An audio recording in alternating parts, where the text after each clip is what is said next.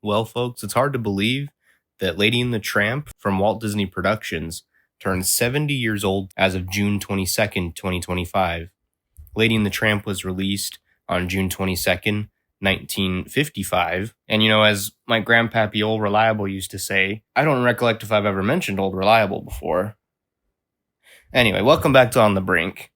Today we're going to be deep diving into one of my favorite Walt Disney productions, Lady and the Tramp. The 70th anniversary gave me a wonderful excuse to deep dive into the film and to really unearth lots of facts and interesting tidbits about the creation of the film.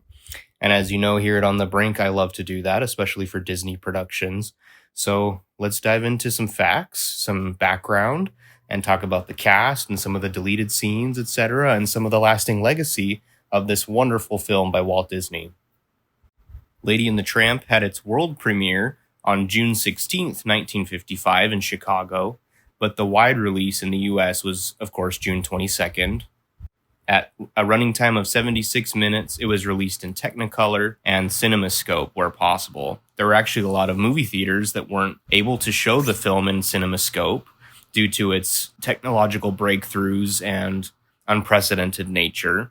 So they actually had to make a separate version of the film for the theaters that had the smaller aspect ratio. Up until the times of DVD and Blu-ray, Lady and the Tramp hadn't been seen in its full entirety, its full picture, I should say, until the home video releases, because so many people had seen it on a big screen that was chopped off on the sides.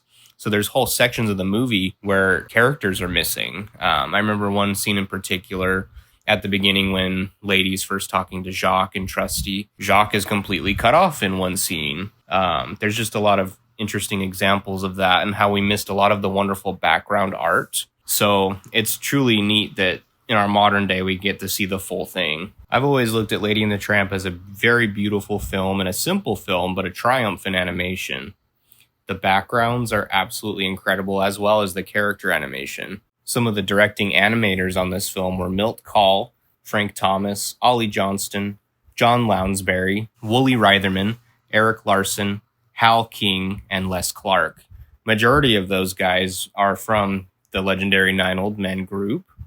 Story by Ed Penner, Joe Rinaldi, Ralph Wright, Don DeGrati, and from an original story by Ward Green. Development for Lady and the Tramp began in the mid-30s, and Joe Grant was a key man in developing the film. But another major inspiration for the overall look and the themes of the film was Walt Disney's boyhood home of Marceline, Missouri. Marceline was an inspiration of many of Walt's films, including Lady and the Tramp. You can really feel the influence of certain scenes. One in particular at the beginning is when Tramp is introduced in the rail yard by a train. Walt Disney was always passionate about trains. Many people know that, thanks to his being around them so often in Marceline. There's also a sensibility of Marceline in the main street scenes where that are also, interestingly enough, reminiscent of Disneyland's Main Street, which only opened a month after Lady and the Tramp. Lady and the Tramp, of course, I mentioned, opened in June 22nd of 1955. And then Disneyland only opened only a matter of a few weeks later on July 17th, 1955. So you can tell these Main Street scenes were on their minds, and Marceline being a huge inspiration for that. 1943 was when we saw the first draft of the film and storyboard form for the first time. And when Walt was presented the storyboards, he didn't really love it. He felt that it needed some more charm. And then, as many people know now, the war intervened and set the production aside for many years until, all of that settled. And then we got into the 1950s. So the lady story from Joe Grant that he was developing in the 40s was mixed with a literary story called Happy Dan from Cosmopolitan magazine. And of course, that was the Ward Green story. Cosmopolitan magazine used to actually have a lot of literary elements and was quite a bit of a different magazine than it is today. There was a falling out, however, with Joe Grant at a certain point, and Walt was not very happy continuing with the idea. There was a lot of ups and downs in regards to their thoughts and feelings about the film. So Joe parted ways with Disney for a while and eventually did come back to Disney in his later life. It helped with some inspiration for some other modern films, which is really cool. But going back to Lady and the Tramp, Walt asked Ward Green to do a novelized version of their concept, and it's essentially what they based the film off of now. Like I said, Joe Grant would often later come back to help inspire films like Pocahontas and The Lion King, but there's still a lot of Joe within Lady and the Tramp.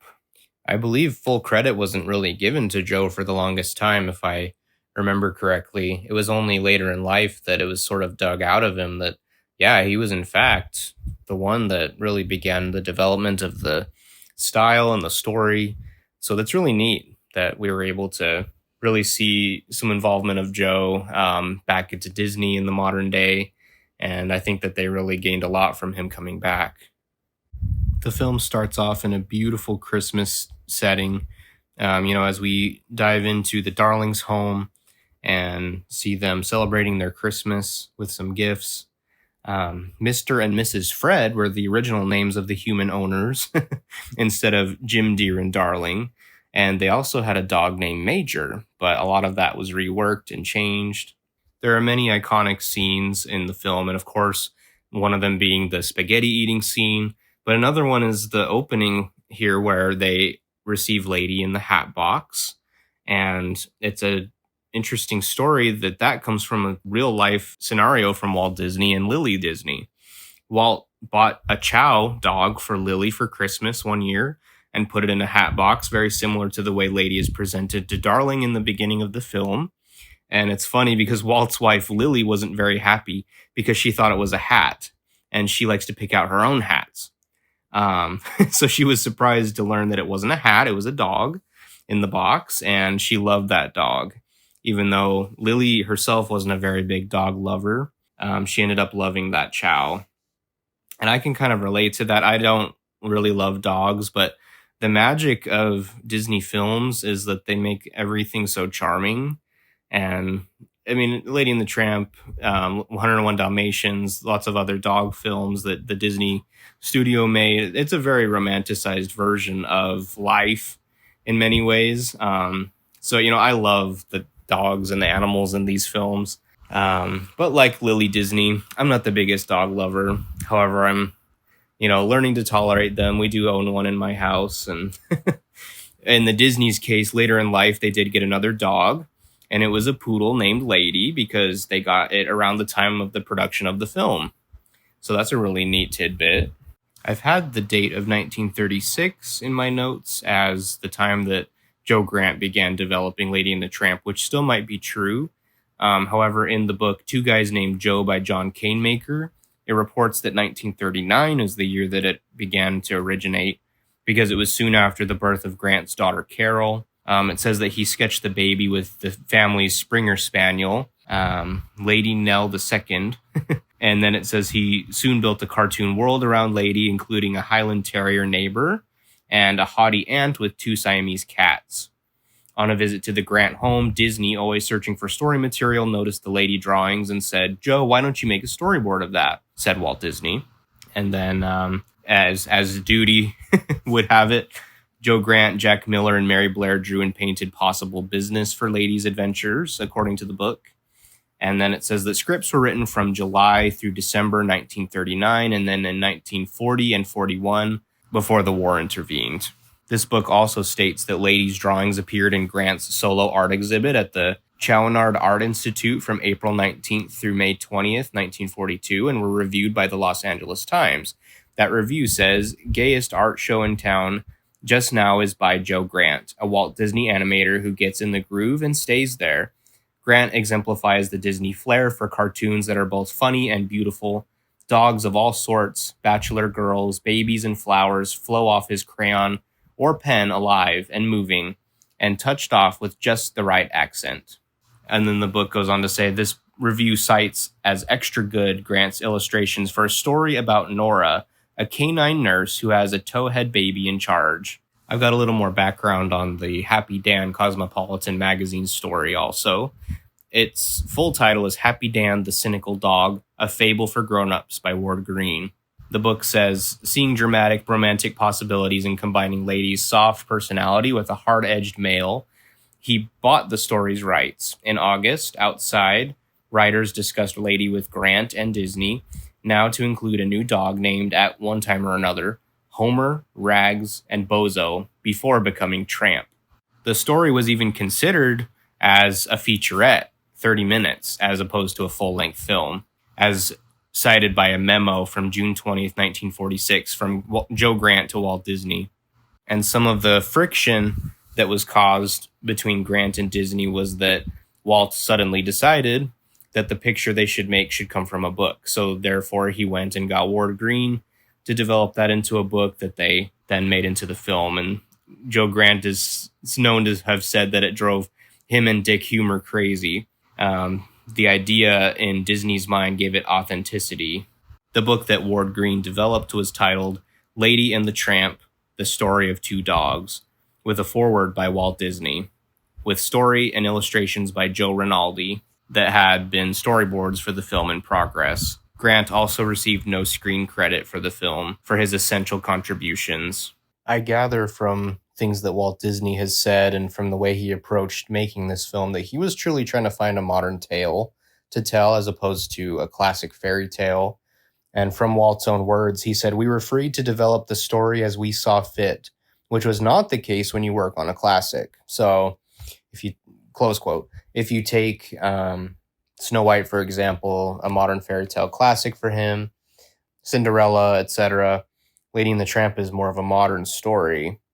The beautiful CinemaScope angle was also an opportunity for the studio to show off a new technology, a new look for Disney, a new design for the somewhat modern day look. And as Ward Kimball once said, in CinemaScope, cartoon characters no longer perform in one spot against a moving background, but are moved through the scenes, close quote.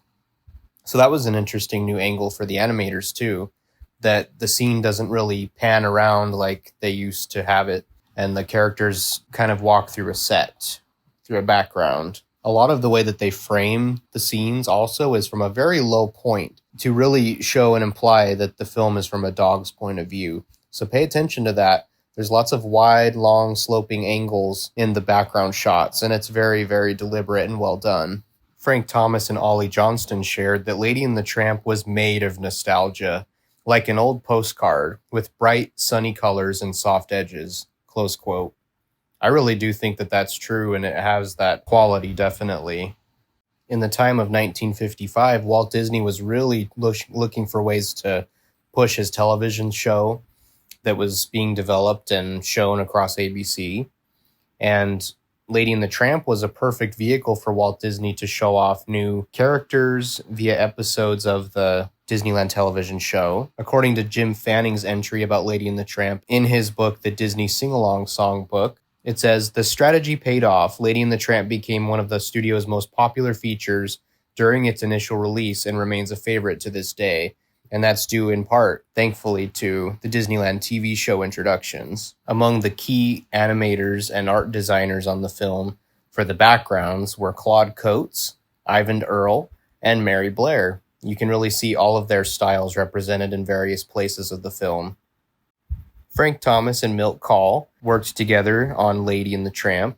Milt mainly took Tramp's animation, and Frank took Lady. On the home video releases of Lady and the Tramp, there are a few deleted scenes you can watch. Just a brief overview on some of them. There was an alternate extended scene where Lady meets the new baby. Very interesting to see that, as it's very early on in the production, so it's very different. There was also a scene that's probably one of my favorites that was cut where Lady and the Tramp come across a dog show poster. Tramp boasts that, oh, he can do dog tricks, and he attempts to show Lady. And then basically he just shows her how to beg for food. And then a stage manager opens the door and they slip in to attempt to join the show or at least watch it. Tramp ends up getting picked up by a stage manager, kind of in trouble. And then Lady ends up on stage where she's not supposed to be, obviously. Lady's ordered off the stage and looks at the crowd and gets stage fright. Then all of a sudden a bunch of dancing poodles come out and surround her. Then they eventually get chased out after a series of complicated events. It seems like it would have made the film a little bit too long. I can really see how it would have been a good scene to cut, and didn't really match the rest of the feeling of the film. So they definitely made the right choice to cut it, but it was definitely interesting to see. There's a couple neighborhood dogs that were competing for ladies' affections early on in the development of the story, named Boris and Homer. And there's a deleted scene about that. There's also a deleted scene about Lady getting a gift from Darling, and it's a sweater, and she hates wearing it. She would rather not. So Lady tracks down an old clothes man pulling a wagon full of old clothes by a horse, and Lady convinces the horse to help her get the sweater off. However, it doesn't last long because Darling puts it back on her and takes her on a walk. There's also, in the scene where the baby is born, it was just a little bit longer, another one, where we see Jim Deere speculating on the gender of the baby and who the baby will end up becoming, and it's done in a pretty comedic way, and a little touch of that element still exists in the film. Trusty, also as an alternate scene, was supposed to die, but they decided they just couldn't do it. They loved him too much and decided to have him survive that crash. The composer for Lady and the Tramp was Oliver Wallace, a major Disney player, of course. Peggy Lee was brought on hand for some of the songs. She worked very closely with Eric Larson to animate Peg, and he was, of course, as everyone always says, he was very smitten by the chance to work with her. As I mentioned previously, the Mellow Men were the dog singers, and that's the group founded by Thurl Ravenscroft, who also can be heard in another Disney favorite, The Haunted Mansion at Disneyland and Walt Disney World. Very iconic singing group. They've also been featured in many other Disney films, such as Alice in Wonderland and The Many Adventures of Winnie the Pooh. An interesting dynamic about the voice actors of Lady and Tramp were that Barbara Luddy was in her late 40s, and Larry Roberts was in his late 20s. So there's quite an age difference there.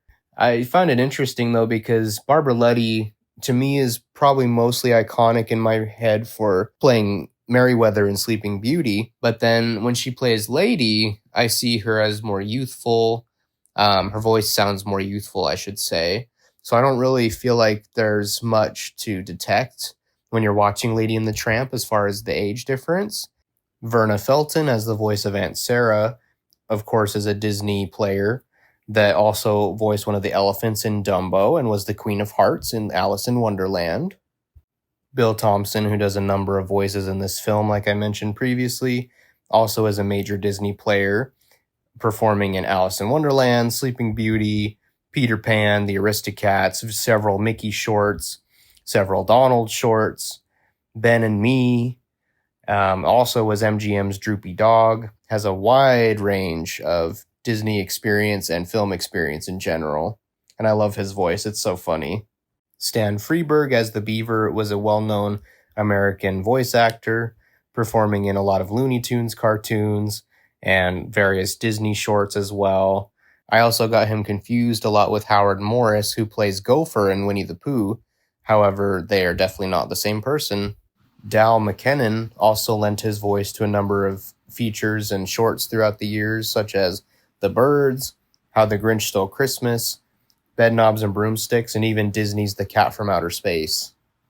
Lee Millar, who played Jim Deere and the dog catcher, also often lent his voice to Mickey's dog, Pluto, in addition to some other voices for Disney. And of course, Thurl Ravenscroft again. How can you not find Thurl Ravenscroft in a Disney film? He is all over those films, from Alice in Wonderland to Cinderella, to 101 Dalmatians, to Pinocchio, to several Disney park attractions.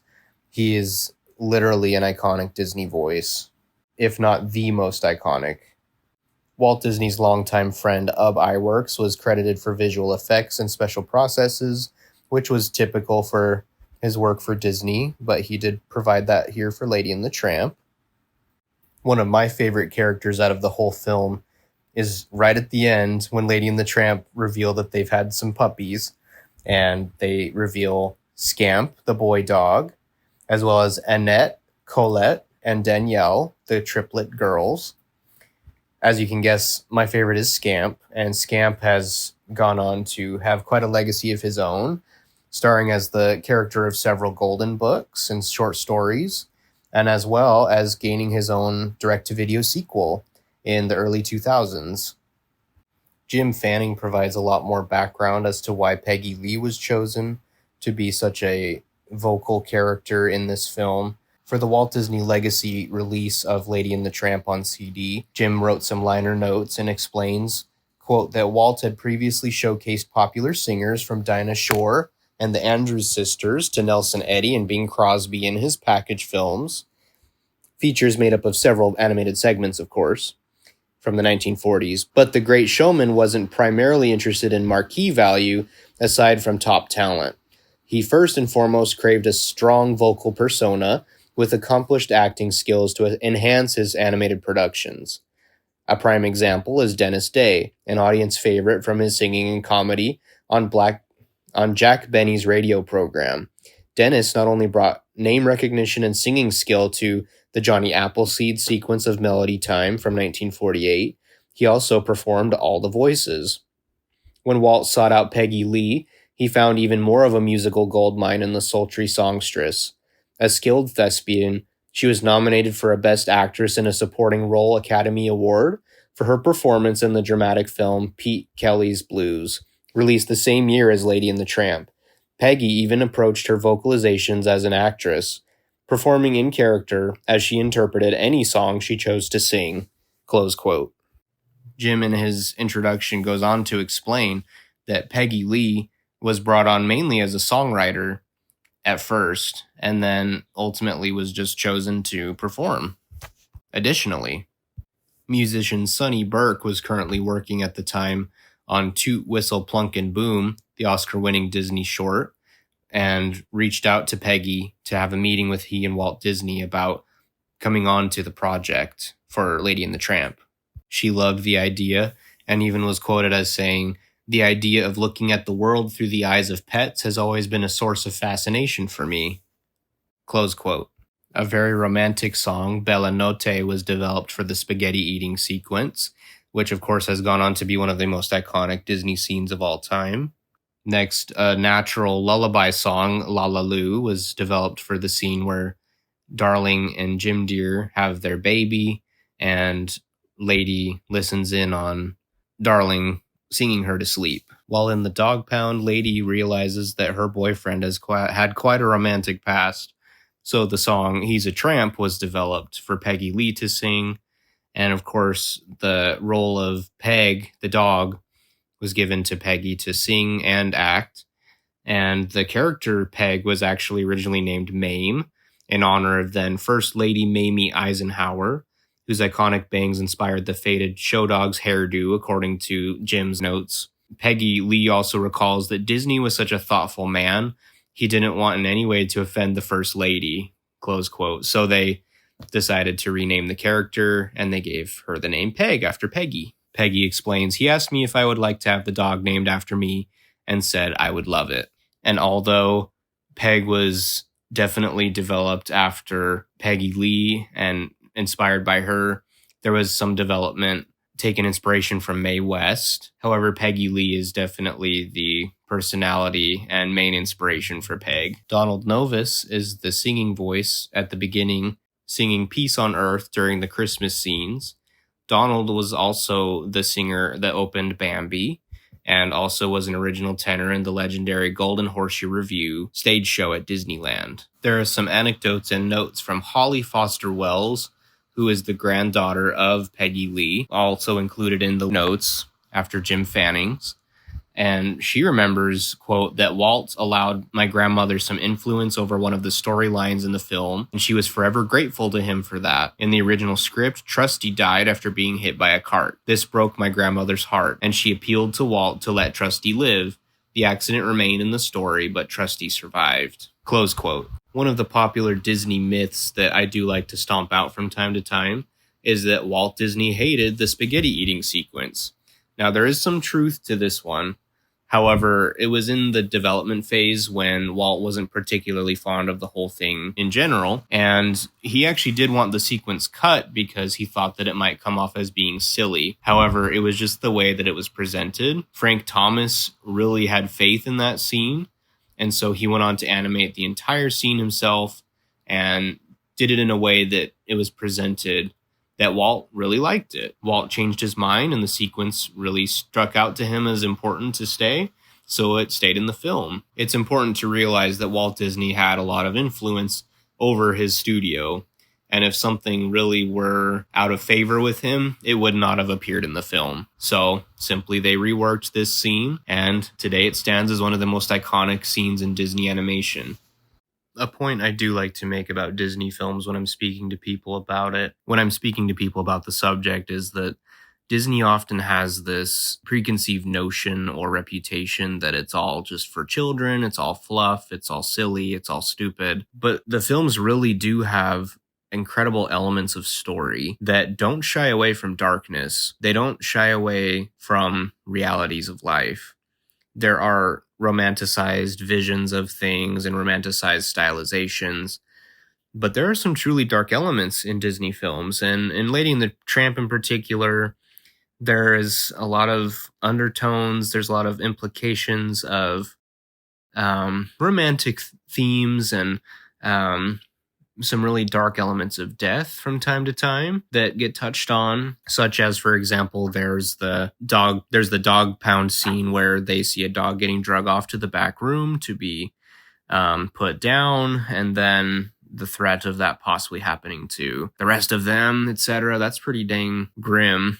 And then, of course, the ending scenes, for example, with the rat attacking the baby, and then Trusty nearly getting killed by the runaway cart. It's incredibly grim, and I don't know if I would consider that for children, but it was a film that I enjoyed as a child and really grew up with, and I don't see the problem with having real life elements shown to help people understand that life isn't perfect and life has darkness, life has grieving, and that's something that helps me.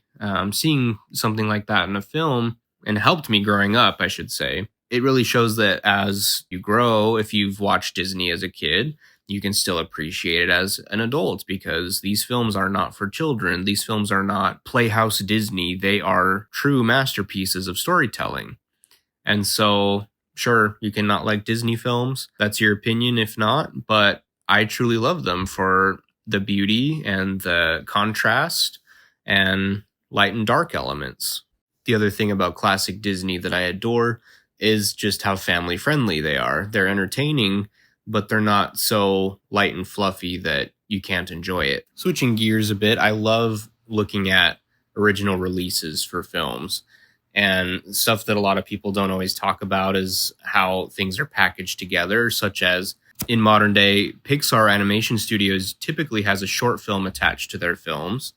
And back in Disney's great days of their theatrical releases, they often paired things together too. Lady and the Tramp was released generally with People in Places, the CinemaScope film Switzerland, which is actually something I've never seen before, but it's something that I really hope to see soon. I really, really love the People in Places. I've grown up seeing the Disneyland People in Places segment, and I love the True Life Adventures, for example. So it's just really neat to see that history. Peggy Lee also appeared on a Disneyland television segment discussing the creation of the songs with Sonny Burke and the Mellow Men, and had a lot of great things to say about the film Lady and the Tramp that was coming up. I think it's neat that they appeared on Cavalcade of Songs. According to film critic Leonard Maltin, Lady and the Tramp cost an estimated $4 million and took over 3 years to produce officially. According to Paula Sigmund Lowry in the Disney Insider Yearbook for 2005 Year in Review for an article about Lady and the Tramp, she says that the studio brought in a group of dogs for the animators to study. They filmed the dog that modeled for Tramp doing trots, walks, and turns, and studied footage of dogs eating, drinking, and scratching. The additional study added costs to the film, but enabled the animators to achieve the real dog action that Walt wanted. Another part of this article explains that there was one more happy ending associated with the story of Lady and the Tramp. The character that gave the artist the most trouble was Tramp. Although Ward Green's story work helped define his personality, the artists disagreed about his appearance. He needed to be a mongrel, tough enough to survive on the streets, yet dashing enough to capture Lady's heart. One evening, storyman Ed Penner saw a dog disappearing into the bushes. He was perfect for Tramp, but like Tramp, he was a stray, and Ed couldn't find him. Ed searched for several days before finally discovering the dog in the local pound, just hours away from being put down. Ed rescued him and brought him into the studio to serve as the artist's inspiration. He turned out to be a she, and a puppy at that, but she still made a perfect Tramp. After she was filmed and studied, the dog, now Mitzi, lived a life of ease, boarded at studio's expense. She was truly a Cinderella dog, but that's another story. Lady was modeled after two different Cocker Spaniel dogs. One belonged to sequence director Ham Lusk, and the other, in a strange twist of fate, belonged to actress Verna Felton, who voiced the cat-loving and dog-hating Aunt Sarah, according to this article as well. All in all, Lady and the Tramp is a masterpiece and a Walt Disney classic. It's one that I have loved since I was a kid and still love to this day as I share it with my own kids. I do love the fact that Disney films can be shared by all, and Lady and the Tramp is no exception. And it is wonderful that Walt Disney was ultimately so pleased with the result of the film. Lady and the Tramp was one he was very pleased with, and I think its lasting legacy is one that's very, very successful and beloved. I own several versions of Lady and the Tramp that have been released on DVD and Blu-ray throughout the years, and you can also find it on Disney+. However, I do champion physical media, so look for Lady and the Tramp wherever you can on several different DVD and Blu-ray releases. It's one that seems to be released quite regularly. I don't know where Disney's going in terms of their home media these days, but it's still readily available. And I recommend, if you haven't seen the film, go ahead and watch it for the first time. And if it's a longtime classic for you as well, put it on again and celebrate its 70th anniversary. I've been Dean with On The Brink. Check out more Disney videos and facts about your favorite Disney films coming soon to my channel. Thank you for watching. Don't forget to subscribe and hit that like button for me. Bye-bye.